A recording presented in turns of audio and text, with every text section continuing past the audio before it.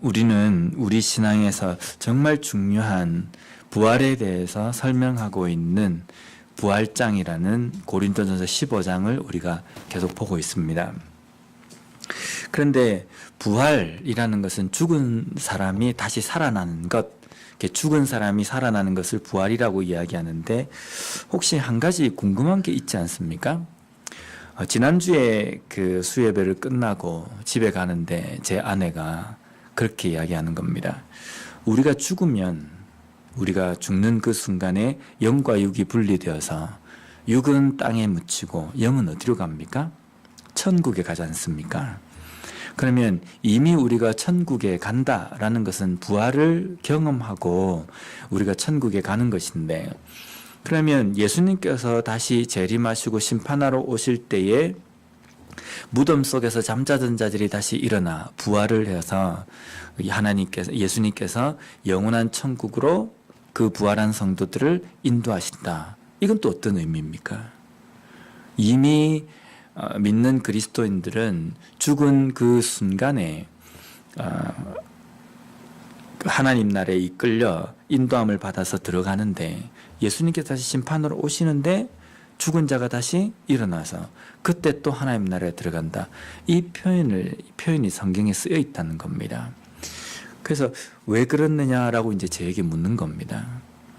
그래서 제가 그래, 이거는 우리가 흔히 이야기하는 그 내용에서 이건 당연히 이해하겠지라고 아니면 알고 있겠지라고 생각하고 넘어가는 내용인데 설명을 해야 될 필요가 있겠구나라는 생각이 드는 겁니다. 오늘 본문과 그리고 다음번에 우리가 보게 되는 우리 오늘 읽은 본문 다음에 나와 있는 그 내용이 함께 이렇게 섞여 있는 그런 내용인데요. 우리가 신앙생활을 할 때에 우리가 예수 그리스도로 말미암아 우리가 구원을 받았지 않습니까? 근데 이 구원을 받았음에도 불구하고 우리 구원에 대해서 성경에는 사도 바울이 뭐라고 이야기하냐면 두렵고 떨리는 마음으로 너의 구원을 이루어 가라 라고 이렇게 이야기합니다. 그리고 나는 아직 잡은 줄로 생각하지 않고 마지막 내가 잡아야 될 그 표대를 향해서 나는 끝까지 달려간다, 이 표현을 씁니다. 마치 이 표현 둘만을 가지고 보면요, 아직 구원이 우리 손에 잡혀 있지 않는데 그 구원을 잡기 위해서 내가 열심히 노력하면서 이 땅의 삶을 살아야 된다라는 것으로 우리 이해할 수 있습니다. 그런데 우리가 구원, 부활, 이 모든 것들이 누구 때문에 우리에게 오게 된 겁니까? 단 한 길, 예수 그리스도입니다.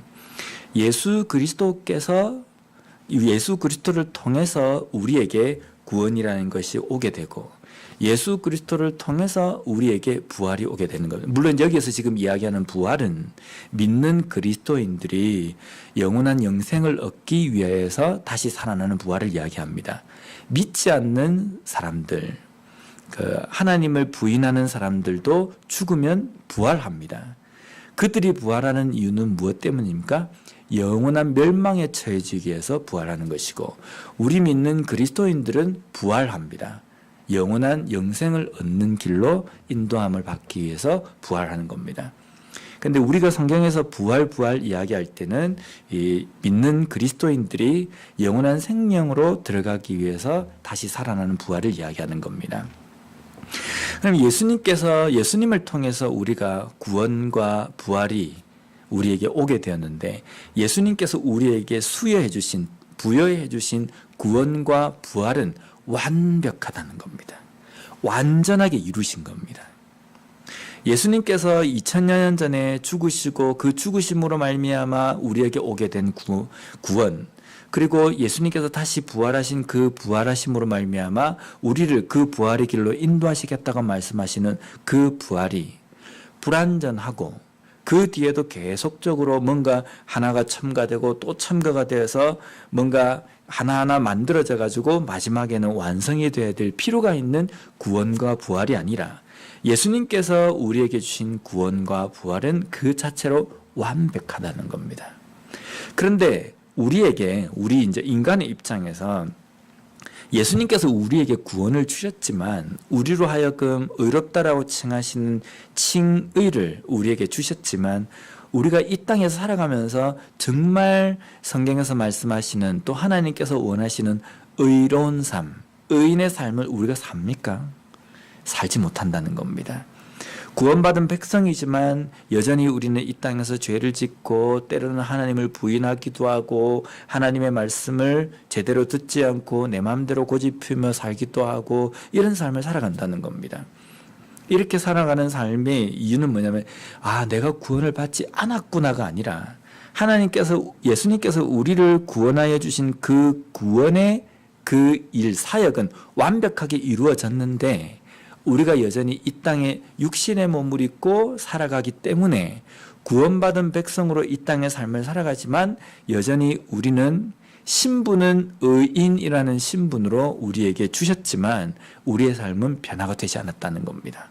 그래서 이 땅의 삶을 그 구원받은 하나님께서 원하시는 구원받은 의인의 삶을 쫓아서 살아가는 과정이라고 이야기합니다. 그래서 이것을 뭐라고 이야기하냐면 성화되어 간다라고 표현하거든요.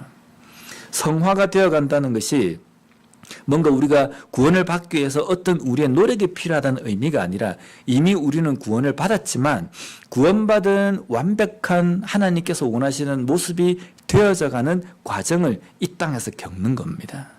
그럼 언제 완성이 되느냐?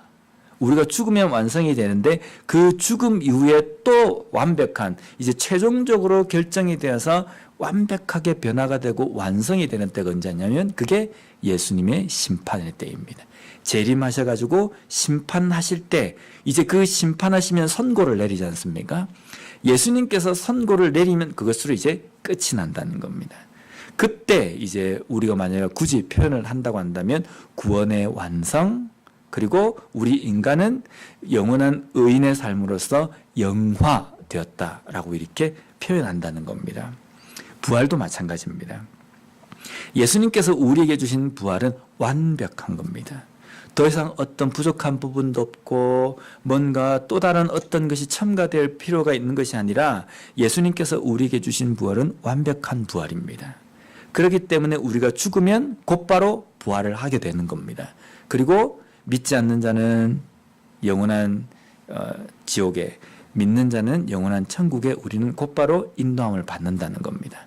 그런데 이제 예수님께서 다시 심판해서 무덤 속에 잠자는 자들이 다시 일어난다라는 이 표현이 나중에 계시록과 또 우리가 이제 고린도전서 뒷부분에 이제 읽다 보면은 예수님께서 재림하시고 심판하러 오실 때에 부활에서 천국에 있던 성도들이 함께 이 땅에 온다라는 표현들이 있습니다.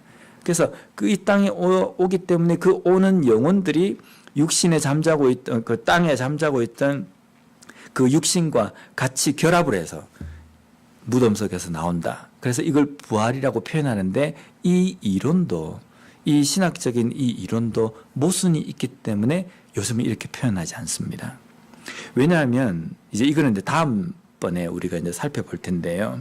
그래서 우리에게 부활의 완성이 언제쯤이냐? 예수님께서 우리에게 주신 부활은 이미 완성이 되었지만 우리 인간이 완성된 부활을 경험하는 그때가 언제냐라고 우리가 굳이 시간적으로 나눈다고 한다면 예수님이 재림하시고 이 땅을 심판하시는 그때다라고 표현하기 때문에 이 부활의 완성을 이야기하는 겁니다. 근데 이러한 그 이야기에 대해서 이제 부활에 대한 어떤 구체적인 것, 뭐 정확한 어떤 형태, 이러한 것에 대해서 성경이 말씀하시는 것만 우리가 설명할 수 있거든요. 성경이 말씀하지 않은 것에 대해서는 우리가 설명할 수도 없고 추측해서도 안 되는 겁니다. 그런데 그리스도인들이 죽고 예수님께서 심판하시는 그 기간 동안에 시간의 공백이 있지 않습니까? 그 공백의 기간 동안에 있고 이때에 예수님께서 재림하시는 이때에 무덤 속에 잠자던 자들이 다시금 일어난다라고 이렇게 표현하니까 이 중간 공백기에 대해서 사람들이 추측을 하면서 이론을 만들어냈습니다. 그 중에 보면 유대교 사람들은요, 이 공백기 기간 동안에 사람이 죽으면 어디로 가냐면 음부 소리라는 곳에 간답니다. 가서 거기에서 예수님께서 오실 때까지 무의식으로 그냥 있으면서 그냥 자고 기다린다는 겁니다. 깨지도 않고. 몇 년을 자야 됩니까? 어마어마하게 자야 되지 않습니까? 근데 그렇게 또 주장을 하는 겁니다. 이 공백기라는 것이 있기 때문에 가톨릭에서는 뭐라고 이야기하냐면 연옥이라는 것을 만들어가지고 사람이 죽으면 이 연옥이라는 단계에 있는 사람도 있고, 그래서 이 연옥에 있는 사람들이 이 중간 단계에 어떤 구원을 받을 수 있는 완벽한 구원으로 가기 위해서 기회가 제공된다는 겁니다. 근데 사람은 죽으면 모든 기회가 끝나버리는 겁니다. 더 이상 돌이킬 수 있는 시간도 기회도 다 상실되어져 버리는 겁니다. 그런데 가톨릭에서는 이 중간 단계에 대한 성경의 언급이 없기 때문에 이렇게 또 주장하기도 합니다. 제세례파가 있습니다. 제세례파 파에서는 뭐라고 하냐면 심판 때까지 성도들은 그냥 잠잔다는 겁니다. 유대교의 사상과 비슷한 건데요. 그렇게 잠자고 있다가 예수님께서 오시면 그때 일어나서 부활이 된다는 겁니다. 이 세 가지 이론이 맞는 것 같습니까? 확실히 틀렸다고 생각이 드십니까? 맞기도 한 것 같다라고 이야기하면 큰일 납니다. 이거는요. 왜냐하면 적어도 이 세 가지 이론이 명확하게 잘못됐다는 것은 예수님께서 우리에게 말씀하신 말씀에 분명히 나와 있습니다.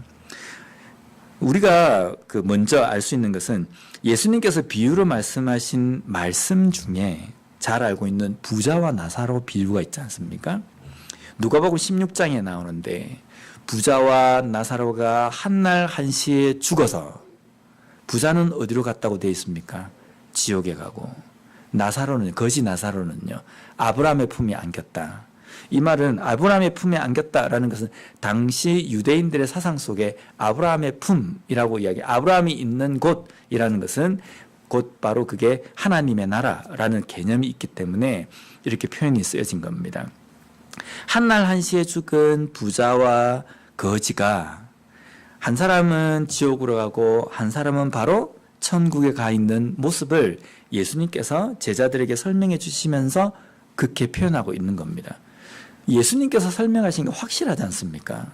예수님이 잘못 설명할 리도 없고 예수님께서 뭔가 좀 설명을 하실 때에 다른 어떤 비유를 드신 것도 아니고, 그래서 예수님이 이 비유만을 보더라도 우리는 사람이 죽으면 즉시로 천국과 지옥으로 간다는 것을 우리가 알 수 있다는 겁니다. 중간에 무슨 단계가 있거나 아니면 예수님께서 재림하실 때까지 잠을 자고 있다라는 이 이론은 잘못되었다는 것을 우리가 또 알 수 있습니다. 또 한 가지 우리가 잘 알고 있는 그 내용이 뭐가 있습니까? 예수님께서 십자가에 못 박히실 때에 양편의 강도들이 함께 십자가에 매달렸는데 그 중에 한편 회개한 강도에 대한 이야기 우리가 잘 알지 않습니까? 회개한 강도에게 예수님께서 뭐라 그러십니까? 회개한 강도가 예수님께 뭘 요청했냐면 주여 오늘 당신의 나라에 들어갈 때, 오늘이야 나중에 당신이 당신의 나라에 들어갈 때에 나를 기억해 주십시오 라고 이야기합니다. 강도가 요청한 내용은 뭐냐면요, 지금 내가 죽으면 유대인들이 가지고 있는 사상처럼 연옥이나 음부나 스올에 있다가 나중에 당신이 천국에 들어갈 때 나도 좀 데려가 주십시오 라는 이 표현이거든요. 이 말씀에 예수님께서 뭐라고 대답하냐면 오늘 너가 이렇게 이야기합니다. 앞으로가 아니라 지금 죽어서 어느 시간이 지나서 나중에 너가 들어가는 것이 아니라 죽는 오늘 이 자리에 이 순간에 너는 나와 함께 낙원에 가 있을 것이다 라고 말씀하십니다. 이 낙원이라는 것이 예수를 믿어서 구원받은 백성으로 삶을 구원받은 백성이 될 것이다 라는 상징적인 표현도 있지만 예수님께서 다스리시는 하나님의 나라에 너가 들어가게 될 것이다 라는 표현도 여기에 있다는 겁니다. 예수님께서 말씀하신 이 두 가지 말씀만 들어도 사람은 죽으면 즉각적으로 천국과 지옥으로 간다는 겁니다. 그러면 천국과 지옥으로 가기 위해서는 죽었던 영혼이 다시금 살아야 된다는 겁니다. 죽었던 영혼이 다시 살아난다는 것은 지금 제가 앞쪽에서 말씀드린 것처럼 우리가 지금 부활이라는 개념을 이야기할 때는 천국에 영생에 들어가기 위해서 다시금 살아나는 부활을 지금 이야기하는 겁니다. 우리가 영원한 형벌, 영원한 죽음에 처해질 우리가 예수 그리스도의 그 구원의 은혜로 말미암아 다시금 살게 되었다. 이 살게 되었다는 것은 그냥 죽었던 자가 벌떡 일어났다 이 표현이 아니라 영원한 형벌 가운데 있던 우리가 영원한 영생, 영원한 천국으로 인도함을 받는다라는 것이 여기에 포함이 되어 있다는 겁니다. 그래서 부활이라는 것은 우리가 죽는 그 순간에 영과 육이 분리되면서 우리가 영원한 천국으로 들어가게 되고, 그 부활이라는 개념이 이제 성경에서 나와 있는 그 예수님의 표현, 말씀하신 그 말씀들에 의하면 마지막 때, 재림 때, 심판 때에 우리의 구원이 어떤 최종 완결이 되듯이 우리의 부활 또한 완결이 된다라는 표현에서 성경에서 그렇게 사용하고 있다는 겁니다. 그렇기 때문에 우리가 부활을 생각할 때에 어떤 이론을 정립한 상태에서 이 부활에 대해서 우리가 살펴봐야 될 필요가 있다는 겁니다. 또 한 가지 부활에 대해서 논란이 있는 것은요, 오늘 20절 말씀에 나온 내용 때문입니다. 20절 말씀을 보면, 그러나 이제 그리스도께서 죽은 자 가운데서 다시 살아나사 잠자는 자들의 첫 열매가 되셨도다. 제가 고등학교 때 친구한테 그런 질문을 받았습니다. 왜 예수님께서 잠자는 자의 첫 열매냐? 첫 열매는, 누가 첫 열매? 그때 친구가 첫 열매는 이미 구약시대 때에도 보면 그 과부의 아들이 살아난 이야기도 있고, 또 에녹도 죽음을 맛보지 않고 천국에 갔고, 또 신약에 보면은 나인성 과부의 아들, 그리고 죽은 나사로가 다시 살아났고, 앞에 예수님보다 먼저 죽었다가 살아난 사람이 많기 때문에 예수님은 부활에 대해서는 후배다, 선배들이 더 많다, 이렇게 이야기하는 겁니다. 근데 맞습니다. 실제 부활을 경험한 사람은 예수님보다 그 앞에 있던 성도들입니다. 구약에 있는 성도들도 다 부활해서 하나님께서 믿는 자들은 천국으로 인도하셨습니다. 그렇기 때문에 부활의 순서를 따지자고 한다면 구약에 있는 인물들이 더 빠른 겁니다. 그런데 여기에서 이야기하는 첫 열매가 되셨다라는 이 개념을 순차적인 첫 번째 부활하셨다 이 표현을 우리가 가지고 접근해서는 안 되는 겁니다. 예수님께서 잠자는 자들의 첫 열매가 되셨다는 이 의미는 우리 전 인류, 죽음 가운데 처해지고 영원한 죽음으로 가야 되는 그 인간들에게 구원받기 위해서, 영생을 얻기 위해서 부활하게 하시는 그 은혜가 예수님의 죽으심과 또 예수님께서 부활하심으로 인하여서 되었기 때문에 가장 먼저 부활의 어떤 그 길을 열어주신 분이 예수 그리스도이시기 때문에 예수님께서 부활의 첫 열매라고 이야기하는 겁니다. 제일 먼저 부활했기 때문이 아니라 예수님 때문에 그 뒤에 모든 예수를 믿는 사람들이 부활한 것이기 때문에 예수님이 부활의 첫 열매다라는 겁니다. 그러면 또 한 가지 질문이 있지 않습니까? 예수님께서 이 땅에 오셔서 구원의 사역을 이루시기 전에 예수님을 보지 못하고 죽었던 구약의 인물들도 있고, 예수님 당시에도 그 이전에 있었던 사람들, 특히 세례 요한 같은 사람들, 이런 사람들은 그러면 죽으면 어떻게 되는 겁니까? 이야, 이거는 예수님께서 오신 그리스도에 대해서 알지도 못하고 있었고, 그런데 예수님께서 죽으심으로 말미암아 모든 구약의 인물이나 모든 사람들이 다 구원을 얻게 되었다라고 하면, 그럼 이게 구약에 있는 사람들은 예수님을 믿지 않았기 때문에 이게 구원을 받았다는 표현이 조금 이상하잖아요. 그래서 옛날에 제가 어릴 때 어느 목사님에게 정말 잘못된 이론을 들은 게 뭐냐면, 구약의 인물들은 죽어서 이제 그때 설명을 한 겁니다. 이게 천국이 있으면요, 천국 바깥에, 성벽 바깥에 공터가 있다는 겁니다. 거기에 구약의 인물들이 다 그냥 다 있대요. 이따가 예수님께서 딱 십자가에 죽으심으로 말미암아 그 사람들이 거기 이제 예수님 때문에 그 천국의 성으로 들어가게 된다. 이게 무슨 이론이냐면 이 그 유대교에서 이야기하는 스월, 음부와 같은 이론도 있고 또 가톨릭에서 이야기하는 연옥과 같은 이론이 여기에 담겨 있는 겁니다. 이게 잘못된 신학이거든요. 옛날에는 보수적인 신학교를 다녔던 목사님들 중에서도 이런 이야기를 하시는 분들이 계셨어요. 근데 구약에 있는 성도들은 그러면 어떻게 되는 겁니까? 거기에 대해서 우리에게 해답을 히브리서 11장 13절과 14절 말씀에 잘 기록이 되어 있습니다. 제가 한번 읽어보겠습니다. 이 사람들은 다 믿음을 따라 죽었으며 약속을 받지 못하였을 때 그것들을 멀리서 보고 환영하며 또 땅에서는 외국인과 나그네임을 증언하였으니 그들이 이같이 말하는 것은 자기들이 본향 찾는 자임을 나타냄이라. 이 히브리서 11장은 무슨 장입니까? 믿음장이잖아요. 그 믿음장에 보면 구약의 인물들이 쭉 나옵니다. 믿음으로 믿음으로 믿음으로 믿음으로. 근데 거기에 나오는 믿음은 무엇을 믿는 믿음입니까? 예수 그리스도를 믿는 믿음이라는 겁니다.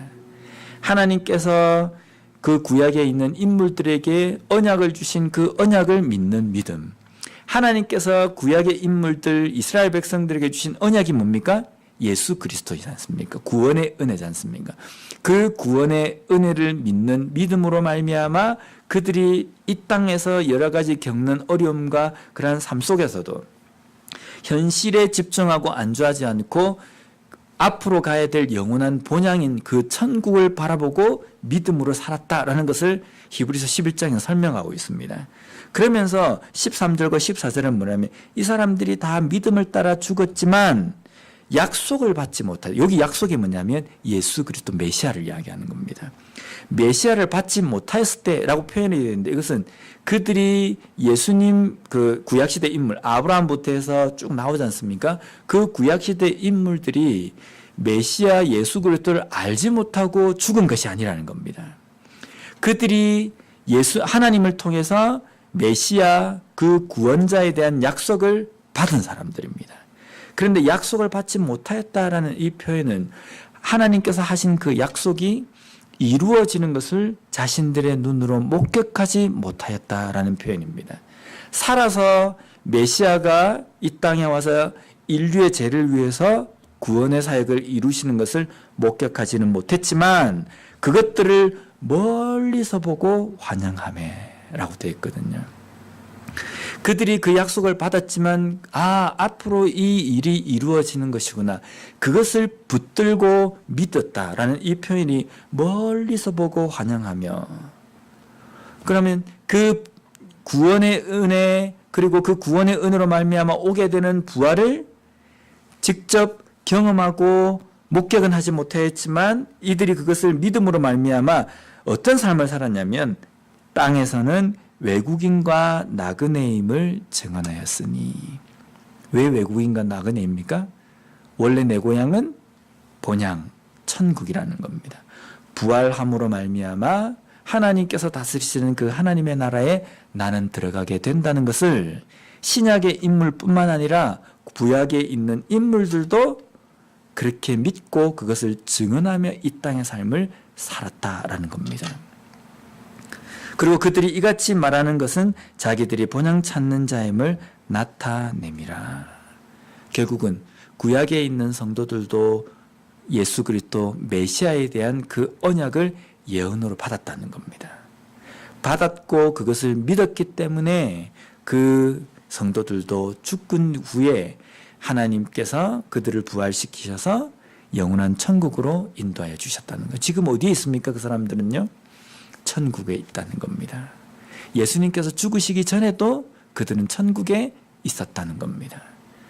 다른 천국 바깥에 성벽 밖에 그 광야에 널저부러 있다가 거기 텐트 치고 있다가 예수님께서 죽으시는 그 구원의 사역이 이루어짐으로 성문이 열려져 가지고 그게 들어갔다는 이 이상한 이 이야기에 현혹이 되어서는 안 된다는 겁니다. 왜 또 이것을 우리가 확신할 수 있냐면요. 예수님께서 이렇게 말씀하셨기 때문입니다. 요한복음 8장 56절 말씀에 보면요. 너희 조상 아브라함은 나의 때 볼 것을 즐거워하다가 보고 기뻐하였느니라. 유대인들이 이르되 너가 아직 50세도 못 되었는데 아브라함을 보았느냐? 예수께서 이르시되 진실로 진실로 너희에게 이르노니 아브라함이 나기 전부터 내가 있느니라 하시니. 아멘. 예수님께서 지금 예수님의 때 아직 죽지 않으셨습니다. 지금 죽지 않으셨을 때에 아브라함이 어디 있다고 이야기하냐면 아브라함은 나의 때 볼 것을 즐거워하다가 보고 기뻐하였다. 구원의 그때 메시아가 이 땅에 와서 전 인류를 위해서 그 구원의 사역을 이루시고 부활하시는 그 언약, 그 때를 아브라함이 볼 것을 즐거워하다가 보고 목격하고 기뻐하였다라는 표현을 쓰는 겁니다. 아브라함도 구약에 있는 모든 하나님의 백성들도 하나님께서 주시는 그 언약을, 그 예언을 받은 사람으로서 멀리서 목격하고 그것을 바라고 믿었던 사람, 그들도 이미 구원받은 백성이라는 그 의미입니다. 그래서 그 모든 것들이 예수 그리스도의 그 죽으심으로 말미암아 가능하게 되었다라는 거거든요. 그 예수 그리스도의 죽으심, 그 구원의 사역이 중심에 있고 그것을 믿는 구약의 성도들이나 신약의 성도들이나 이후의 우리들도 그 예수님께서 이루신 그 구원의 사역과 그 부활을 믿고 바람으로 말미암아 우리 또한 예수님께서 가신 그 구원의 길과 그 부활의 길로 우리도 가게 된다는 겁니다. 조금 이렇게 설명이 딱딱하고 막 그러니까 이렇게 헷갈리기도 하고 머리가 좀 복잡지 않습니까? 근데 문제가 뭐냐면 이걸 제대로 알지 못하면요. 누가 이렇게 이야기하면 와, 그런가 보다. 우리 조상들 중에서 아직까지 그래도 천국이 안 들어가고 뭔가 중간 단계에 있는 사람이 있구나. 그럼 그들을 위해서 내가 정성을 하면 그 사람들이 거기 있다가 천국에 들어갈 수 있겠구나. 이렇게 이야기하면요. 확 하는 겁니다. 그래서 그런 이론을 내세우면서 이제 그냥 가상적으로 이야기한다고 하면 이렇게 하기 위해서는 여러분들이 정성을 해야 됩니다. 그래서 헌금을 얼마씩 바치시고 이렇게 하십시오. 라고 하면요. 진짜 그런 줄 알아요. 그러니까 이 세상에도 보면 이단이나 교수들이 생겨나는 겁니다. 왜? 제대로 모르니까요. 멍청해서 그런 게 아닙니다. 머리가 안 똑똑해서 그런 게 아니라 모르기 때문입니다. 머리는 똑똑한데 알아야 될 것을 제대로 알지 못하면 아닌 것에 그냥 혹하고 빠져버린다는 겁니다. 다음으로 또 논란이 되는 것이 뭐냐면 부활의 순서입니다. 오늘 본문 23절과 24절 말씀을 보면요. 그러나 각각 자기 차례대로 되리니 먼저는 첫 열매인 그리스도요. 다음에는 그가 강림하실 때에 그리스도에게 속한 자요. 그 후에는 마지막이니 그가 모든 통치와 모든 권세와 능력을 멸하시고 나라를 아버지 하나님께 바칠 때라. 이 23절과 24절 말씀 때문에 혹시 이런 이야기 들어보셨습니까? 나중에 부활이 될 때에는 예수님께서 첫 번째로 부활하시고 순서로 이야기하는 겁니다. 1번으로 부활하시고 그 다음에 부활이 되는 사람들이 누구냐면 예수님을 믿는 그리스도인들이고 세 번째에 부활될 사람들이 누구냐면 예수님을 믿지 않는 사람들, 그 사람들이 이제 영원한 이 심판, 영원한 형벌에 처해지기 위해서 부활한다. 이 말 들어보셨습니까? 저는 들어봤거든요. 어릴 때부터. 처음에 예수님께서 부활하시고 그 다음에 믿는 그리스도인이 부활하고 그 다음에 믿지 않는 사람들이 부활한다. 이 말씀 때문에 그런 이야기가 나옵니다. 그런데 먼저는 첫 열매인 그리스도요라고 이야기할 때 첫 열매라고 표현된 게 어떤 뜻인지 아시겠죠? 앞번에 제가 말씀드렸잖아요. 예수님께서 부활의 첫 열매가 되신다는 것은 예수님 때문에 모든 부활이 우리들에게 오게 된 것이기 때문에 예수님이 부활의 가장 첫 열매이시다. 이 표현입니다. 순서적으로 1번, 2번이 아니라 1번, 2번으로 따질 것 같으면 구약의 천국에 가 있는 신앙의 인물이 1번이 되는 겁니다. 그죠? 그런데 여기에 나와 있는 첫 열매라는 것은 예수님이 부활의 완성이시고 그 부활을 우리에게 주셨다. 그리고 그 부활로 인하여서 믿는 그리스도인들이 부활의 완성체를 잇게 된다라는 것이 그 다음에는 그가 강림하실 때에 그리스도에 속한 자요라는 표현입니다. 그 다음에 24절에 나와 있는 그 후에는 마지막이니라는 이 뜻은 믿지 않는 자들을 다시금 부활시킨다, 이 의미가 아니라 그 부활이 된 모든 그 때가 예수 그리스도의 심판의 때이기 때문에 그 이후에 이 세상에 마지막이 온다는 겁니다. 완벽하게 완결이 온다라는 이 의미가 마지막이다라는 이 표현입니다. 그러니까 어떤 뜻인지 아시겠죠? 첫 번째는 예수, 두 번째 신자, 세 번째 불신자라는 이 의미가 아니라 예수님께서 부활의 완성이시고 그 부활의 완성으로 말미암아 우리 그리스도인들에게 부활의 그 은혜를 주시고 그 부활의 은혜를 주시고 완성이 되는 그때에 이 세상에는 마지막이 온다라는 이 의미입니다. 바로 심판과 종말을 의미하는 겁니다.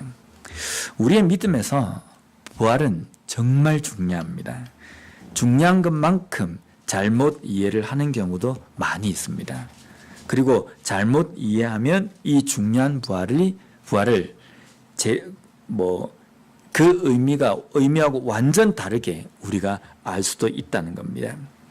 우리가 부활을 믿고 부활을 붙들고 살아간다는 것은 무엇이냐면요, 구약 시대의 그 믿음의 조상들이 멀리서 그 예언을 받고 믿고 기뻐하고 그 부활을 붙들고 살아간 것처럼 오늘 우리의 삶에서도 직접 우리의 눈으로 부활하신 예수 그리스도를 목격하지는 못했지만 이미 그 부활하신 예수 그리스도를 목격한 사도들에 의해서 우리가 전승을 받고 전해 들은 우리로서 그 부활을 우리가 믿고 붙들고 우리에게 오게 될 그 부활을 갈망하며 살아가는 것이 바로 부활의 신앙이 된다는 겁니다. 그것으로 인하여서 오늘 우리에게 주신 그 부활의 은혜를 감사하며 살아갈 수 있는 우리 모두가 되었으면 좋겠습니다. 기도하겠습니다.